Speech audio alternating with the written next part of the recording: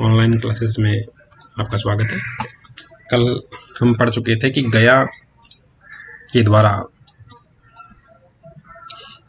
झुरी के दोनों बैल है वो उसको दे दिए जाते हैं और गया उन्हें बड़ा ही कष्ट देता है और दोनों बैल वहां से भाग निकलते हैं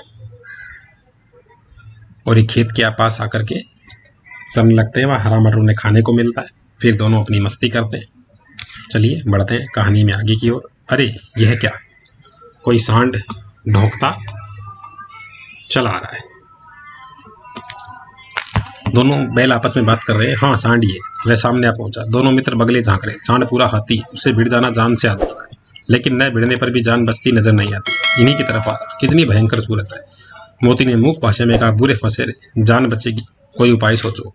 हीरा ने चिंतित स्वर में कहा, अपने घमंड में भूला हुआ है, आरजू विनती ने सुनेगा, भाग क्यों न चले।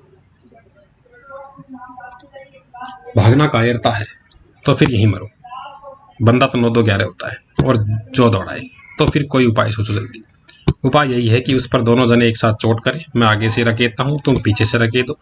दोहरी मार पड़ेगी तो भाग खड़ा होगा। मेरी ओर झपटे, तुम बगल से उसकी पेट में सींग उछेड़ देना। जान जोखिम है पर दूसरा उपाय नहीं है। दोनों ने खुद को सांड से बचाने का उपाय सोचा। दोनों मित्र जान हथेलियों पर लेकर लपके। सांड को भी संगठित शत्रुओं से लड़ने का तजर्बा न था।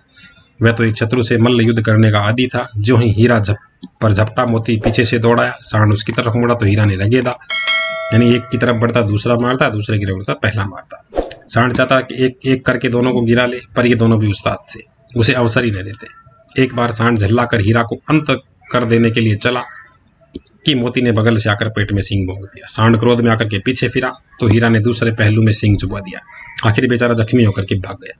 वो दोनों मित्रों ने दूर दूर तक उसका पीछा किया, यहाँ तक कि सांड बेदम होकर के गिर पड़ा। तब दोनों ने उसे छोड़ दिया।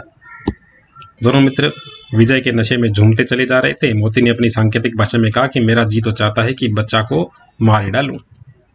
हीरा ने तिरस्कार किया कि गिरे हुए बैरी पर सींग नहीं चलाना चाहिए, यह सब ढोंग है। बैरी को ऐसे मारना चाहिए कि फिर न उठे। यानी मोती था वह थोड़ा गुस्सेल स्वभाव का था। वह एक तरह छोड़ने से कोई मतलब नहीं, उसे मार देते। लेकिन हीरा ने कहा नहीं, गिरे हुए को क्या मारना। अब घर कैसे पहुंचेंगे वो सोचो। अब दोनों आपस में बात कर रहे हैं कि निकल तो गए, लेकिन अब घर कैसे जाएंगे, पहले कुछ खा ले। सामने मटर का खेत था। मोती उसमें घुस गया। हीरा मना करता रहा पर उसने एक न सुनी। अभी 2 ही 4 ग्रास खाए थे कि 2 आदमी लाठियां लिए दौड़ पड़े और दोनों मित्रों को घेर लिया। हीरा तो मेड़ पर था, निकल गया। मोती सींचे हुए खेत में था। उसके खुर कीचड़ में धंसने लगे, भाग न सका। पकड़ लिया। हीरा ने देखा संगी संकट में तो लौट पड़ा। फंसेंगे तो दोनों फंसेंगे। रखवालों ने उसे भी पकड़ लिया। प्रातःकाल दोनों मित्र कांजी होश में बंद कर दिए गए। दोनों मित्रों का जीवन में पहली बार ऐसा सभी का पड़ा कि सारा दिन बीत गया और खाने को एक दिन का भी नहीं मिला। समझ में न आता था यह कैसा स्वामी है। इससे तो गया फिर भी अच्छा था। यानी एक दूसरे कांजी होश में बंद कर लिया गया उस खेत के मालिक के द्वारा। तो दोनों ने सोचा कि इससे अच्छा तो वो गया था जो कम से कम कुछ खाने को तो दे रहा था। यहाँ कई भैंसें थी, कई बकरियां, कई घोड़े, कई गधे, पर किसी के सामने चारा नहीं था। सब जमीन पर मूर्तों की तरह पड़े थे। कई तो इतने कमजोर हो गए कि खड़े भी ना हो सकते थे। सारा दिन दोनों मित्र फाटक की और टकटकी लगाए ताकते रहे, पर कोई चारा लेकर आता न दिखाई दिया। तब दोनों ने दीवार की नमकीन मिट्टी चाटनी शुरू कर दी, पर इससे क्या तृप्ति होती। रात को भी जब कुछ भोजन न मिला तो हीरा के दिल में विद्रोह की ज्वाला दहक उठी। मोती से बोला, अब तो रहा नहीं जाता। मोती ने सिर लटकाए हुए जवाब दिया, मुझे तो मालूम है कि प्राण निकल रहे हैं। इतनी जल्दी हिम्मत न हार भाई, यहाँ से भागने का कोई उपाय निकालना चाहिए। आओ दीवार तोड़कर चले। मुझसे तो अब कुछ भी नहीं होगा। बस इस बूते पर अकड़ते थे, सारी अकड़ निकल गई। बाड़े की दीवार कच्ची थी। हीरा मजबूत तो था ही, पर नुकीले सींग दीवार पर गड़ा दिए और जोर मारा तो मिट्टी का एक चिप्पड़ निकल आया। इन दोनों ने भागने की सोची। दीवार मजबूत थी तो उसने उस हीरा को भी अपने ऊपर विश्वास था। साहस बढ़ा दीवार के टूटने का थोड़ा सा। इसे दौड़कर दीवार पर चोटें की। हर चोट में थोड़ी थोड़ी मिट्टी गिरने लगी। उसी समय कांजी होश का चौकीदार लालटेन लेकर जानवरों की हाजिरी लेने निकला। हीरा का उजड़पन देखकर उसने कई डंडे रसीद दिए और मोटी सी रस्सी से भी बांध दिया। मोती ने पड़े पड़े कहा, आखिर मार खाई क्या मिला। अपने बूते भर जोर तो मार दिया। ऐसा जोर मारना किस काम का कि बंधन में पड़ गए। जोर तो मारता ही जाऊंगा, चाहे कितने ही बंधन पड़े, जान से हाथ धोना पड़े। कुछ परवाह नहीं की, यूं तो मरना ही है। सोचो दीवार खुद जाती तो कितनी जानें बच जाती। इतने ही भाई यहाँ बंद है और किसी की देह में जान नहीं है। 2-4 दिन और यही हाल रहा तो सब मर जाएंगे। हाँ यह बात तो है। अच्छा तो ला, फिर मैं भी जोर लगाता हूँ। मोती ने भी दीवार में उसी जगह सींग मारा, थोड़ी सी मिट्टी गिरी और फिर हिम्मत बढ़ी। फिर तो वह दीवार में सींग लगा लगा कर जिस तरह जोर करने लगा मानो किसी प्रतिद्वंदी से लड़ रहा है। आखिर कोई 2 घंटे की जोर आजमाइश के बाद दीवार के ऊपर से लगभग एक हाथ गिर गई। उससे दूनी शक्ति से दूसरा धक्का मारा तो आधी दीवार गिर पड़ी। दीवार का गिरना था कि अधमरे से पड़े हुए सभी जानवर चेत उठे। 3 घोड़ियां सरपट भाग निकली, फिर बकरियां निकली, उसके बाद कई भैंसें खिसक गई, पर गधे अभी तक ज्यों के त्यों पड़े थे। हीरा ने कहा, तुम दोनों क्यों नहीं भाग जाते? एक गधे ने कहा, जो कहीं फिर पकड़ लिए जाएं तो क्या हर्ज है, अभी तो भागने का अवसर है। हमें तो डर लगता है, हम तो यहीं पड़े रहेंगे। सारे जानवर निकल गए, लेकिन गधे थे वो वहीं पर टिके रहे। आधी रात से ऊपर जा चुकी। दोनों गधे अभी तक खड़े सोच रहे थे कि भागे या ना भागे, और मोती अपने मित्र की रस्सी तोड़ाने में लगा हुआ था। जब वह हार गया तो हीरा ने कहा कि तुम जाओ, मुझे यहीं पड़ा रहने दो, शायद कहीं भेंट हो जाए। मोती ने आंखों में आंसू लाकर कहा, तुम मुझे इतना स्वार्थी समझते हो हीरा? हम और तुम इतने दिनों एक साथ रहे, आज तुम विपत्ति में पड़ गए हो तो मैं तुम्हें छोड़ करके अलग हो जाऊं? हीरा ने कहा, बहुत मार पड़ेगी, लोग समझ जाएंगे ये तुम्हारी शरारत है। मोती गर्व से बोला, जिस अपराध के लिए तुम्हारे गले में बंधन पड़ा, उसके लिए अगर मुझ पर मार पड़े तो क्या चिंता है। इतना तो हो ही गया कि 9-10 प्राणियों की जान बच गई, वे सब तो आशीर्वाद देंगे। यह कहते हुए मोती ने दोनों गधों को सींगों से मार मार कर बाड़े के बाहर निकाल दिया। वह तब अपने बंधु के पास आकर के सोया। भोर होते ही मुंशी और चौकीदार इतने कर्मचारियों में कैसी खलबली मची कि इसके लिखने की जरूरत नहीं। बस इतना ही काफी है कि मोती की खूब मरम्मत हुई और उसे भी मोटी रस्सी से बांध दिया गया। लेकिन बाकी सभी जानवरों को उन लोगों ने भगा दिया, लेकिन मोती था वो हीरा के पास ही रुक गया। 1 सप्ताह तक दोनों मित्र बंधे रहे। किसी ने चारे का एक तृण भी न डाला, यानी एक तिनका भी उन्हें खाने को नहीं मिला। हाँ, एक बार पानी दिखा दिया जाता था, यही उनका आधार था। दोनों इतने दुर्बल हो गए कि उठा तक न जाता, ठठरियां निकल आई थी। एक दिन बाड़े के सामने डुग्गी बजने लगी। दोपहर होते होते वहां 50-60 आदमी जमा हो गए। दोनों मित्र निकाले गए और उनकी देखभाल होने लगी। लोग आ आकर उनकी सूरत देखते, उनका मन फीका करके चले जाते। ऐसे मृतक बैलों का कौन खरीदार होता, यानी उन्हें बेचने के लिए तैयार कर दिया गया, लेकिन मरे हुए के सामान उन्हें कौन लेगा। सहसा एक दड़ियल आदमी, जिसकी आंखें लाल थी, मुद्रा अत्यंत कठोर थी, और दोनों मित्रों के कूलों में उंगली गोदकर मुंशी जी से बात करने लगा। उसका चेहरा देख करके अंतर्ज्ञान से दोनों मित्रों के दिल कांप उठे। वह कौन है और उन्हें क्यों टटोल रहा है, इस विषय में उन्हें कोई संदेह नहीं हुआ। दोनों ने एक दूसरे को भीत नेत्रों से देखा और सिर झुका लिया। हीरा ने कहा, गया के घर से नाहक भागे, अब जान न बचेगी, यानी वहां से न भागते तो ज्यादा अच्छा होता। मोती ने अश्रद्धा के भाव से उत्तर दिया, कहते हैं भगवान सबके ऊपर दया करते हैं, और उन्हें हमारे ऊपर क्यों दया नहीं आती।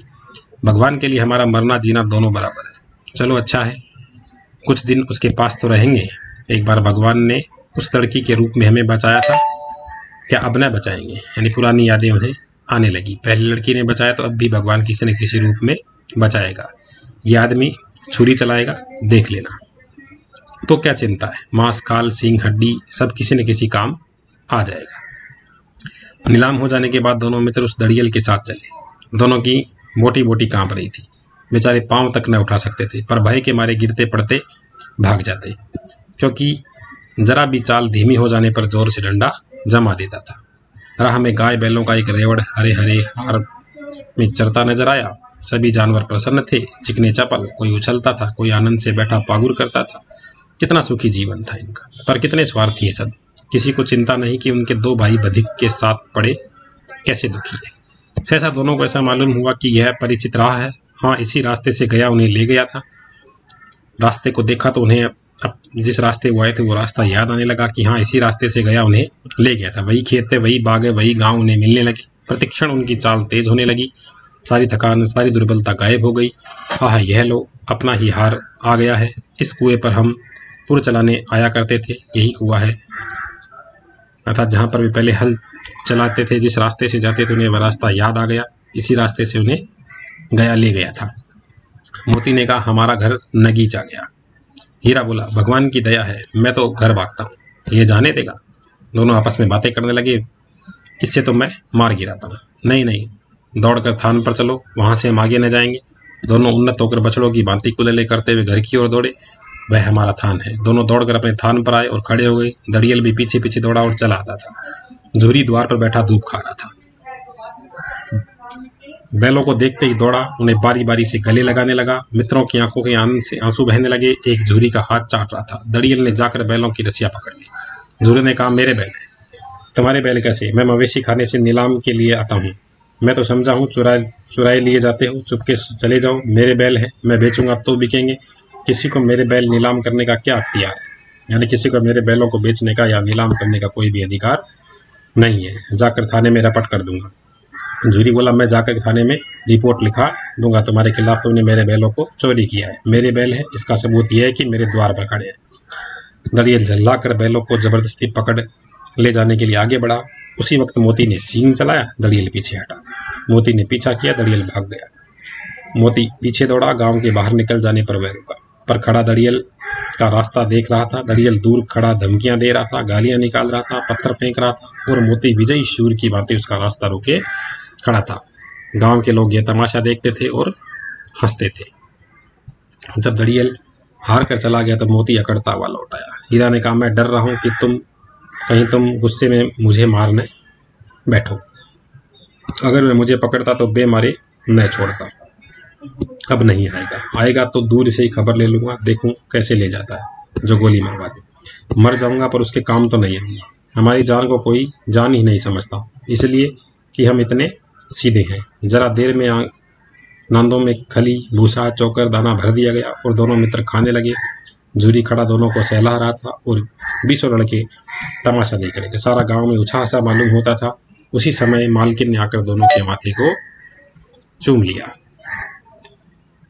तो इस प्रकार दोनों ने अपने आप को आज़ाद करने के लिए खूब प्रयास किए और अंत में उनके प्रयास सफल हुए और वे अपने मालिक झूरी के पास पहुंच गए। और वहां पहुंचने के बाद उनकी मालकिन भी उनसे खुश हो गई, जो पहले उनसे दुखी थी। इसके बाद आपके प्रश्न उत्तर है। प्रश्न नंबर 1, 2। वीडियो को रोक करके सभी प्रश्नों को लिख लें अपने नोटबुक में। कंजीवश में कैद पशुओं की हाजिरी क्यों ली जाती? छोटी बच्ची को बैलों के प्रति प्रेम क्यों उमड़ाया? प्रश्न नंबर 3, कहानी में बैलों के माध्यम से कौन कौन सी नीति विषयक मूल्य उभर कर आए? प्रस्तुत कहानी में प्रेमचंद ने गधे की किन स्वभावगत विशेषताओं के आधार पर उनके प्रति रूढ़ मूर्ख का प्रयोग न करके किसी नए अर्थ की ओर संकेत किया? प्रश्न नंबर 5, किन घटनाओं से पता चलता है कि हीरा और मोती में गहरी दोस्ती थी? तो बहुत सी घटनाएं थी। कुछ घटनाएं आप लोगों के लिए यहाँ पर लिख दी गई हैं, आप इन्हें अपनी नोटबुक में लिख लें। प्रश्न नंबर 6, लेकिन औरत जात पर सींग चलाना मना है, यह भूल जाते हो? हीरा के इस कथन के माध्यम से स्त्री के प्रति प्रेमचंद के दृष्टिकोण को स्पष्ट कीजिए। प्रश्न नंबर 7 है, किसान जीवन जीने वाले समाज में पशु और मनुष्य के आपसी संबंधों को कहानी में किस तरह व्यक्त किया गया है? यानी पशु और मनुष्य के जो आपसी संबंध है उसे इस कहानी में किस तरह बताया गया है, यही आपको लिखना है। प्रश्न 8, इतना तो हो गया कि 9-10 प्राणियों की जान बच गई, वे सब तो आशीर्वाद देंगे। मोती के इस कथन में आलोक में उसकी विशेषताएं, क्योंकि वह आशावादी है, उसे विश्वास था कि वह भी कैद से मुक्त होगा और उसने दूसरों का भला किया है तो उसका भी भला होगा। प्रश्न 10, गया ने हीरा मोती को दोनों बार सूखा भूसा खाने के लिए दिया, क्यों दिया था? 4 उत्तर आपको दिए गए, आपको एक जो सही उत्तर है वो लिखना है। सही उत्तर हमने नीचे दिया है, अपने नोटबुक में से रिकॉर्ड करेंगे। चलिए आज के लिए इतना ही, धन्यवाद। कल फिर मिलेंगे एक नई वीडियो के साथ, तब तक के लिए